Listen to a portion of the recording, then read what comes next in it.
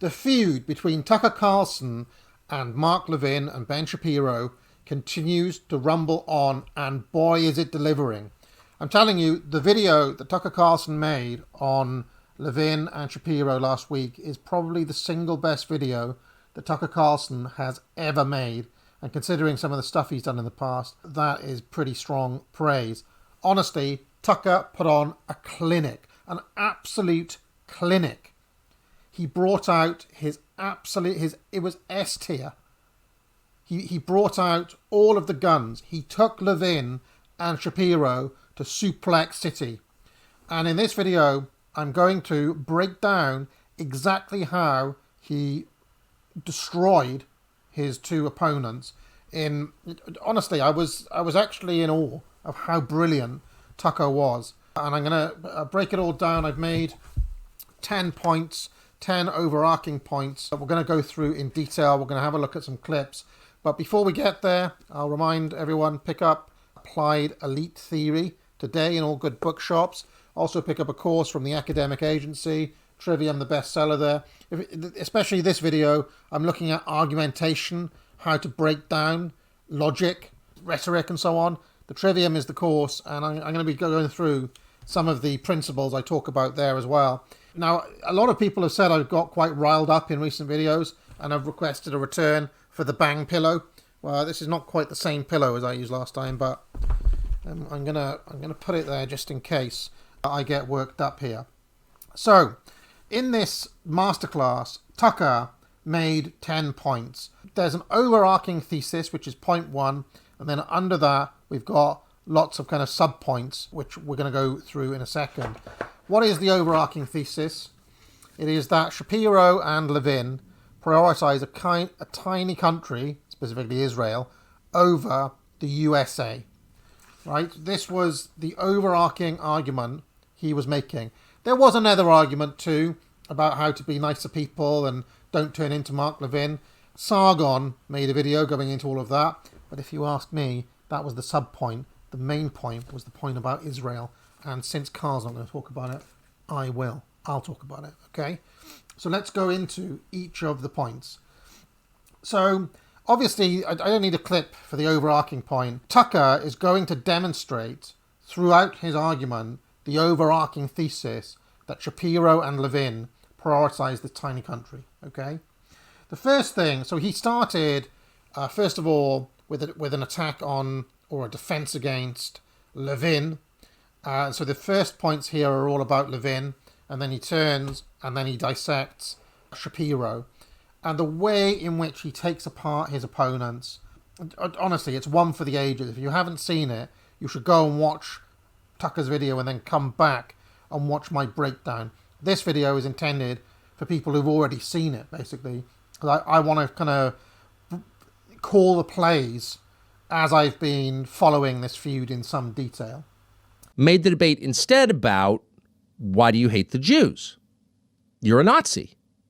And of course, that was never what the debate was about, because Israel, the nation of Israel, the one with the parliament, the Knesset, and the military, the IDF, and lots of people and tech firms, and is not, by the way, exclusively Jewish, and it isn't actually the same as all Jews in the world at all. And in fact, there are a lot of Jews around the world who have mixed feelings about Israel, or certainly don't want a regime change war in Iran. But the people who do want that in the United States, Israel's proxies in the United States, its defenders, its professional defenders in the U.S., immediately made the debate about the Jews.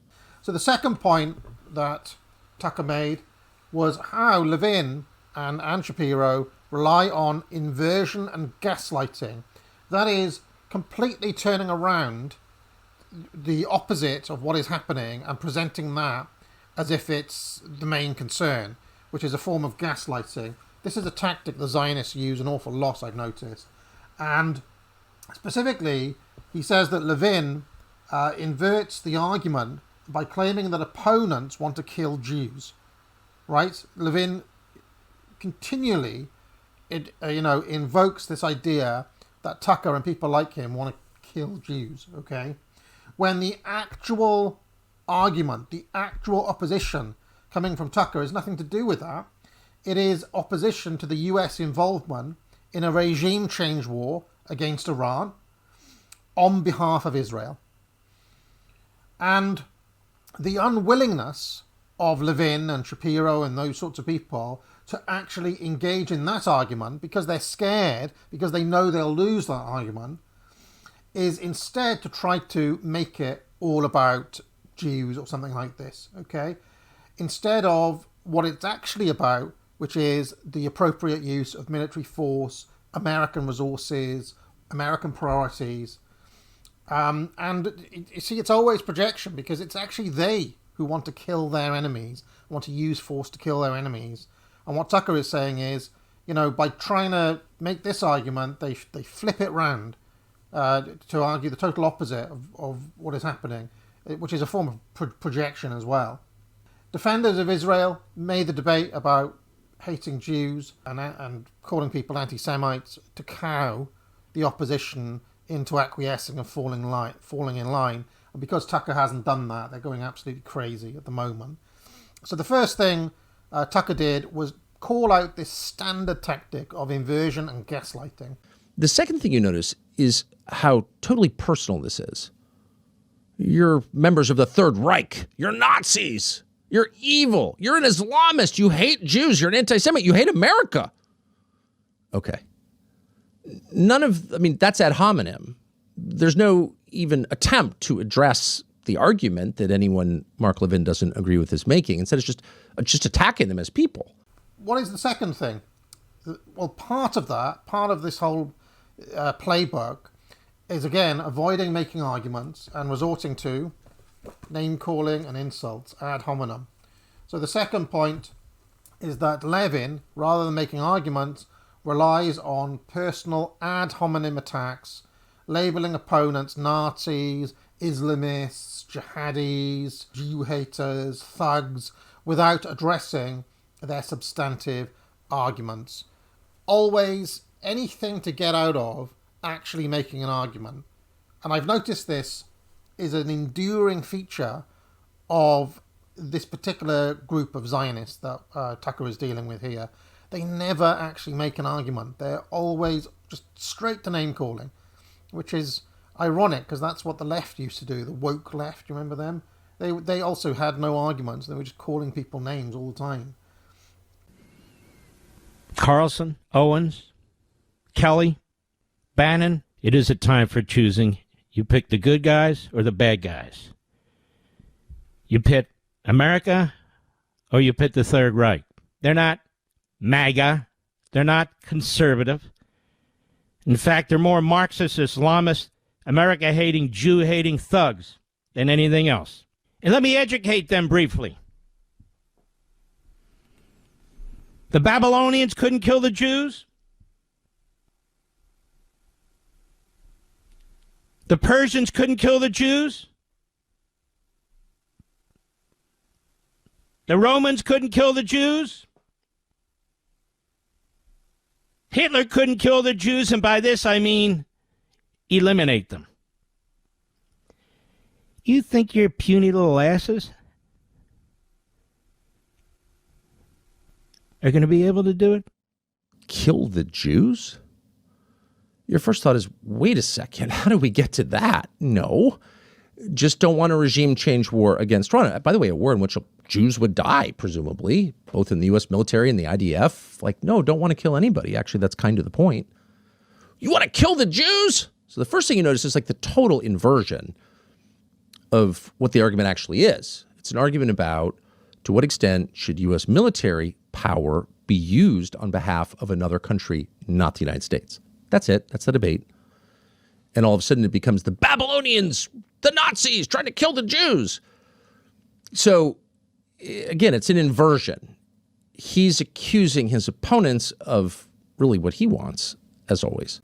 Fourth, distraction. And this is the thing that winds me up more than anything else. It's always whataboutism. It's always a distraction, some diversion from the matter at hand. And, the real issue. What's the real issue? Should America be giving unconditional support to this tiny little country in the Middle East?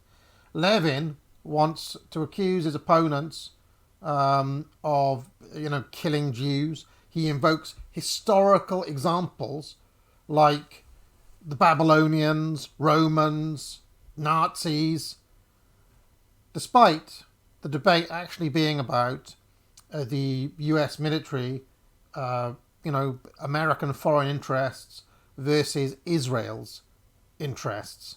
That's the conversation that Tucker wants to have. Instead now, Levin wants him to deal with, the Babylonians in the Bible and all this kind of It's just another distraction from talking about the actual issue at hand. So Mark Levin is already there. And we know that because Mark Levin has repeatedly, and he's not the only one, but he's the most blunt, has repeatedly called for just murdering civilians, children in Gaza because they're Amalek or whatever. They're stained by blood guilt. The Prime Minister of Israel said exactly the same thing. They are guilty by virtue of how they were born. So that, by definition, includes women and children. So Mark Levin is not clever enough to keep the implications of these views to himself, and he said them repeatedly on television, just to give you a sense about how Mark Levin feels about human life and the human soul. Watch this. And I'm supposed to, what? Shed crocodile tears for what's going to happen to these people? I'm not. Maybe I'm the only one who will voice it, but I'm not.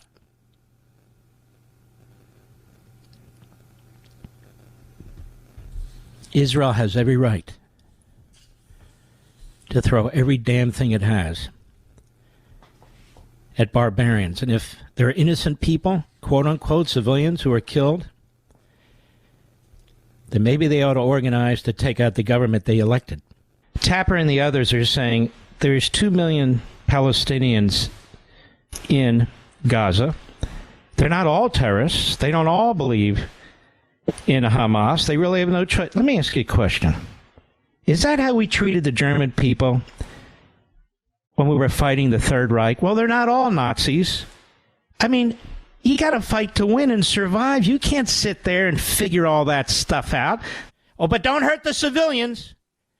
Look, we have to defend ourselves. The Israelis have to defend ourselves. The free world has to defend itself. And if there's collateral damage, well, that's too bad. Fifth, because Levin has no actual arguments, he resorts to violence and calls for violence. This is something that Tucker honed in on quite a lot. Levin justifies violence, including the murder of civilians in Gaza, because they are quote-unquote Amalek, whatever the hell that is, or stained by blood guilt, extending to women and children. So it's actually Levin who wants to use violence in lieu of arguments to silence his opposition. And Tucker very expertly drew together how the violence that Levin wishes on Palestinian women and children also then applies to his domestic opponents, like Tucker Carlson, like Nick Fuentes and so on, who he is implicitly calling. I mean, don't forget, when Levin made his speech at that event a couple of weeks ago, he didn't just say Tucker should be cancelled. He said that Tucker doesn't deserve any friends, doesn't deserve any loved ones, doesn't deserve a place in society at all. He was basically calling for Tucker to be deleted, really, from society in general, not just from a platform. Of Western principles. And those principles begin with, we reject blood guilt. And because we do, we reject collective punishment and genocide. A lot of us thought that was a consensus after World War II. That was the lesson of the Nazi regime. Should have been the lesson of the Soviet regime, which, of course, practiced collective punishment and committed genocide against Christians. Most people don't even know that. It did more efficiently than the Nazis did. But all of it is terrible. All of it is awful. And a lot of us thought that was the main lesson that we were supposed to take away from the war. And by the way, that's a great lesson. That's an excellent lesson. We should take that lesson from the Second World War. And then you wake up and there's Mark Levin, not just Mark Levin, but our policymakers, our members of Congress. Most of them are not Jewish, by the way. This infected everybody. That's okay. It's not okay. It'll never be okay. It's a shame. It's shameful behavior. It's a stain on this country. You can't fight people unless you think you're morally superior to them. You shouldn't be. And how can you say you're morally superior if you're operating from the same assumption, which is that everyone on the other side should be killed because of how they were born? But that is absolutely Mark Levin's assumption. And he said it out loud. Look at this Twitter exchange. Watch this. She's basically saying, I don't understand like why we're getting involved in all this stuff. And Mark Levin is saying, well, you're a Nazi.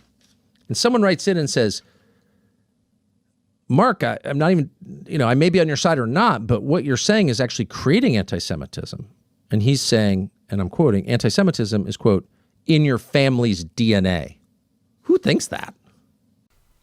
Which brings us to the sixth point that Tucker focused on, which is this notion of collective punishment, the sins of the father, remember? They are always talking about blood libel. And I've never quite got, like, when they start talking about blood libel, I'm thinking, like, what are you talking about? Tucker went into this in some great detail. He said that Levin implied that some Americans' DNA, their DNA, makes them inherently evil, justifying violence against them.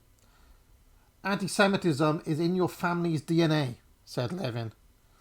Calling people Nazis freezes them as irredeemable, in Levin's eyes, deterring debate, diverting from the real issues, and basically avoiding the elephant in the room, which is, why is Israel controlling all of America's politics, and why is America using all of its resources for this tiny little country rather than tackling its real issues right now? This is the overriding point Tucker keeps on coming back to again and again. Principles, argues Tucker, actual ideas, values that they keep on talking about, reject notions like blood guilt, collective punishment, genocide, which was a consensus after World War II.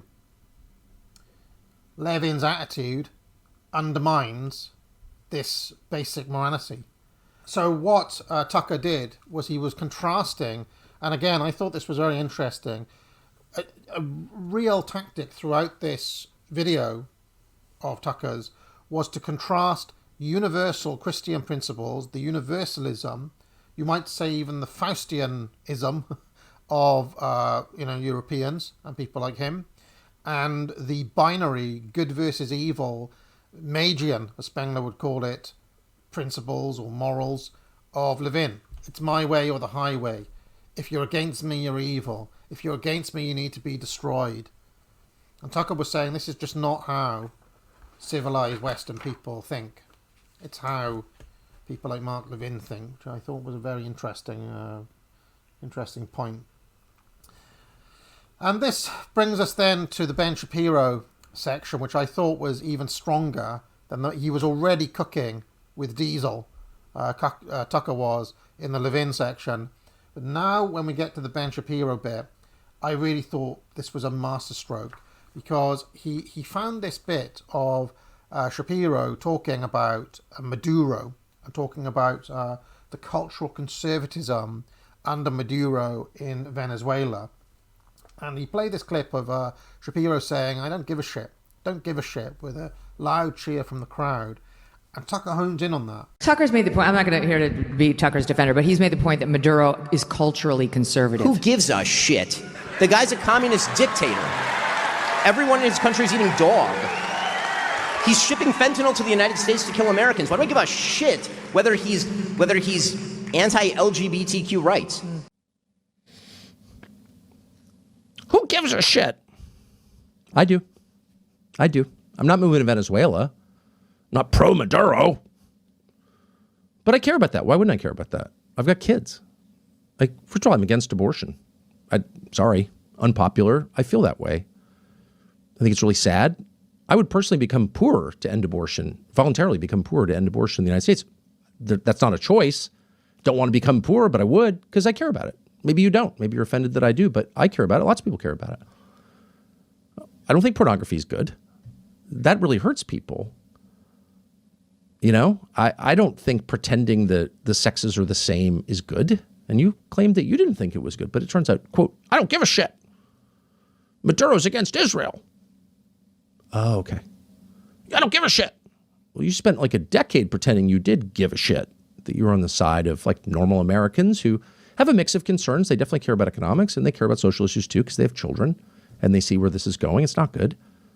That your economic condition is not the only measure of health. Your spiritual condition matters too. It's just a fact. It does. If you're totally degraded, it doesn't matter how much money you have. It's not worth it. It's not worth getting the whole world and losing your soul. Sorry. And most people feel the way, but not Ben Shapiro. He doesn't give a shit. So why the hostility? Well, maybe because if you keep talking about the so-called social issues, which are not limited to abortion and pornography and gay marriage, the trans issue, they get pretty quickly to economics, to usury. To make the overriding point that Shapiro does not care about principles at all. He only cares about Israel when push comes to shove. So he caught him basically in a bit of a Freudian slip here because Shapiro dismissed the cultural conservatism in Venezuela with who gives a shit, despite that cultural conservatism being banning pornography, abortion, gay marriage, usury, which was something that I thought was very interesting that Tucker focused on. Because he did that, Shapiro wanted to say, well, I don't care about all of that because Maduro is a communist dictator who ships fentanyl. Okay, that's basically the point he was trying to make. Tucker then revealed that Shapiro pretends to care about American concerns, like the trans issue or any of these kind of culturally conservative things. He pretends to care. He pretends to be a conservative, but it's a trick. It's a mask to hide the fact that all Shapiro is really about is getting his audience on board with Israel. Tucker was saying that by not caring about Maduro's social conservatism, Shapiro cares more about Israel than America, the overriding point. He says that Shapiro and leaders like him lack love for the people they lead, which means that they're not fit to lead those people. Because it's clear that Shapiro doesn't give a shit. I thought this was a masterful, really clever bit of the Tucker argument. And it leads directly into the next part. So kind of looked around. Is this consistent with Ben Shapiro's worldview? Does he think GDP, the aggregate economic activity in a country, the bottom line number, which really doesn't tell you that much, but for simple people like Ben who aren't sophisticated in their understanding of economics, that's important. GDP. Never hinting at the things that it doesn't measure, never hinting at what a distorted number that is, just like the inflation rate or the employment rate. I mean, these are not really real numbers. But is he really a guy who cares about GDP or economic activity or some people getting rich more than he cares about the lives of his fellow Americans? Boy, that's a pretty heavy charge. You'd hate to level that against anyone. You'd hate to claim that about anyone. Could this be a guy who really only cares about a foreign country? So we went looking. So first and famously, don't even put it on the screen because I'm sure you've seen this, there was Ben Shapiro saying, I'd be willing to vote for Bibi Netanyahu for president of the United States if only it were constitutionally allowed. Huh? You want some foreigner to run our country? Who even thinks like that? He said that.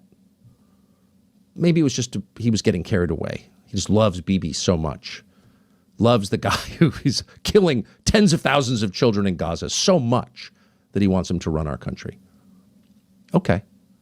But then we found a couple of other clips, which are recent, that give a window, not just, and I hate to be mean to poor Ben Shapiro, who's clearly going away as a media force. I hate to be mean to him. But this does reflect the worldview of an awful lot of people in Washington and a lot of people in Ben Shapiro's world. And that worldview is the people of this country don't really matter. They can be replaced. And by the way, if you complain about the fact they're being replaced, which they are at high speed, it's measurable, then you're a Nazi and you must shut up and be punished. But those people don't really matter. They should do what they're told. And ultimately, they should just serve the people who are profiting from all of this. Does he really think that? Well, here are a couple of clips that you can watch carefully and answer the question for yourself. Here's Ben Shapiro. We have trained an entire generation of people to believe that if their lives are not what they want them to be, it's the fault of systems, as opposed to decisions that are in their own control. And politicians absolutely have a stake in selling that. A lot of people in our industry have a stake in selling that. It makes people feel good about themselves and bad about the world. And the reality is, if you want a better life, you should feel better about the world and worse about yourself. If you're a young person and you can't afford to live here, then maybe you should not live here. I mean, that is a real thing. I know that we've now grown up in a society that says that you deserve to live where you grew up. But the reality is that the history of America is almost literally the opposite of that. It's hard to know where to start with that clip. I think that's been on the internet and people are experiencing gut level revulsion when they see it, and they really should. And there's so many ways to approach that. There's so many things wrong with those statements. So childish, those statements, so lacking an understanding of people or any connection really to the country at all. But really what you see underneath all of that is contempt for the people who live here. You have no right to live in the town where you were born just because your parents are buried there. Your ancestors built the town. Who do you think you are? Imagine feeling that way about someone in your own country. Imagine having that level of contempt for a fellow American. You don't even know anything about the person. It's young people. They're not entitled to live where they want. They'll live where BlackRock tells them they can live. It's like, whoa. If you had a thought like that, I've had some ugly thoughts. I just admitted having some ugly thoughts. Boy, I would try and push it back and not express it. Ben says it without any embarrassment because he means it. That's exactly right, because he means it. Whew. Which is that Shapiro and his ilk don't care about Americans at all, because they view the USA as a tax farm for Israel. They see America simply as an economic zone. It's not a home. It's not a nation. It's not a proper country with an identity and people and so on. It's a tax farm. And this is revealed by the callous attitude that Shapiro has towards the people. And again, Tucker expertly picked this apart. He said that Shapiro shows contempt for Americans and their ties to communities by saying that people who can't afford to live where they grew up should not live in those places. They have to move. Shapiro rejects retirement at the age of 65 as crazy talk, which shows a real disdain for the working class. I mean, I was reminded when I heard Shapiro say that of Boxer from George Orwell's 1984. Just crazy. So Tucker was right again to highlight this. Next really strong point from Tucker was woke hypocrisy. Just called it woke hypocrisy. This is basically identity politics. They've spent the past 10 years saying identity politics is awful. When you choose a group over the nation, or when you choose, for example, a tiny country in the Middle East over your nation, and you say, well, I am this identity first and I'm American second.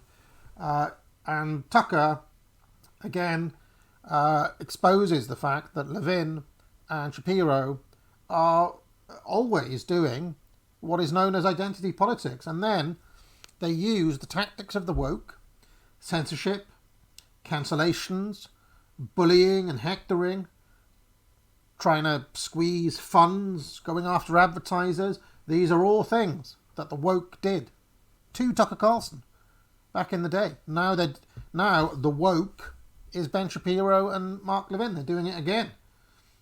It makes one wonder whether they were always happy with the situation of woke.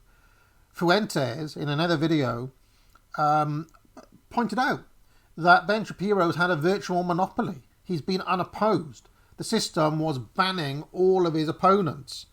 The woke were doing him a favour by removing all of the countervailing voices from view. He had a clear run. Something else that Tucker mentioned was that he's had a leg up from Facebook. all these years. Unopposed monopoly. And still, even with all those structural advantages, Ben Shapiro is losing the argument. Ben Shapiro is losing influence. Ben Shapiro has failed in his one job to try to convince millions and millions of people, because maybe he just hasn't had the competition. The likes of Tucker and Nick and many other channels have had evolutionary pressure, constant harassment and censorship and bannings, and they've had to kind of hone themselves. Shapiro has basically been unopposed. He's grown lazy, intellectually lazy, and he's kind of just leans on that structural advantage. And now, when his back is against the wall, he is exposed as being woke himself, as being the beneficiary of a system. And this is another thing that, these 3 points on Shapiro, what Tucker was saying is that the reason Shapiro backs the system is because the system gives him a leg up. There is no greater beneficiary. There is no greater kind of example of affirmative action than Ben Shapiro himself. The system works to his benefit at the expense of real Americans, at the expense of all of those people who he just derisively refers to as incels, who, if you don't like it, you can just move.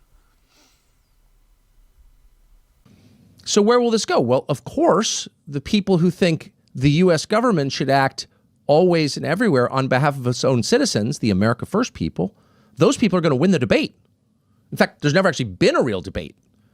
But when people's mind fog clears and they can think about what just happened, they'll understand that this was never about the Jews or anti-Semitism, much less Hitler, who's been dead for 80 years as of April.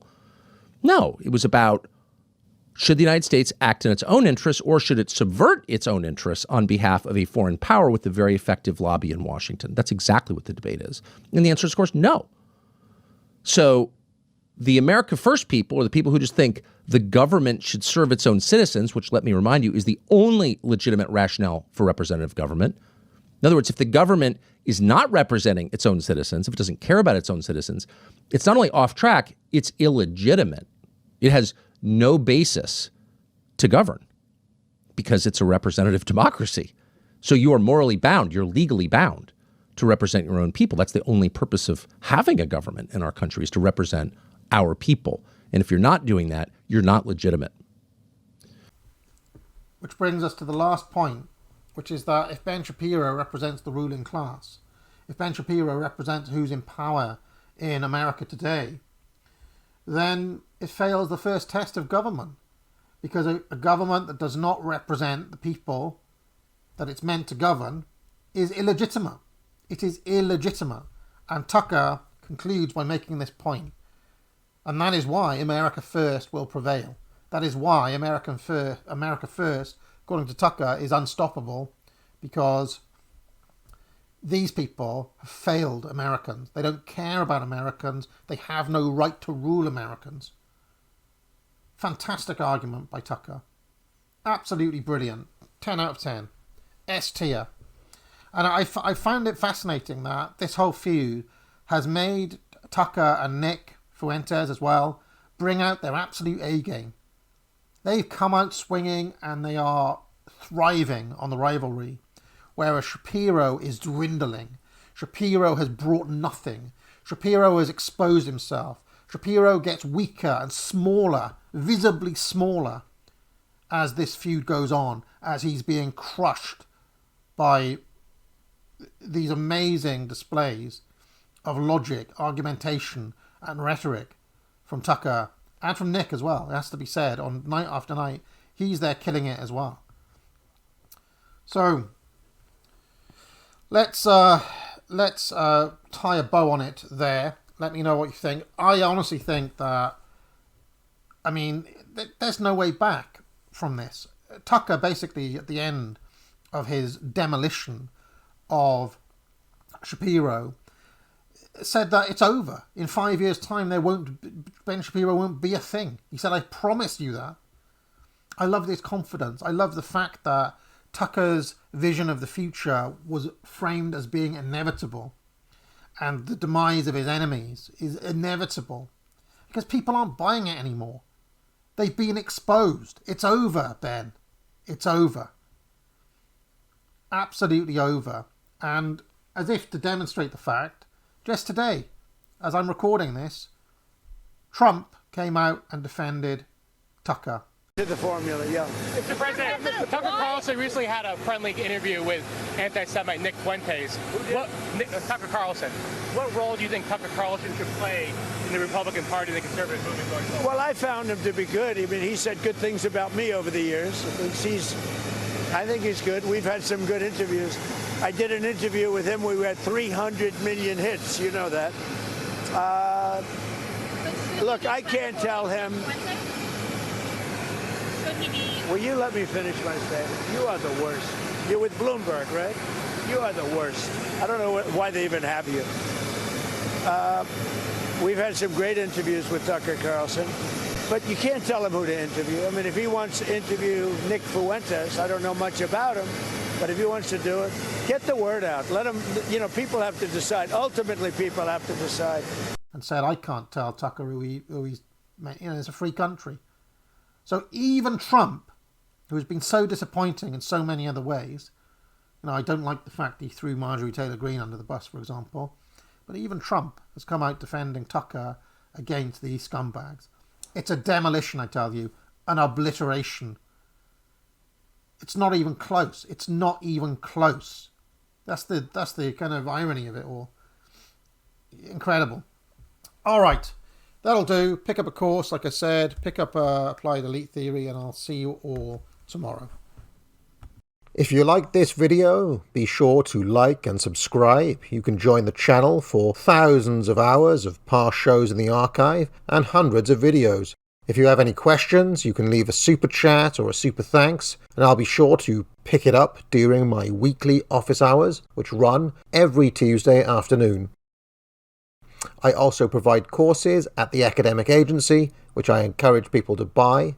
Thousands of students now have taken the Trivium to improve their skills in writing, logic, and rhetoric. Just 3 of many courses available. Buy it now. But most importantly of all, friends, get out.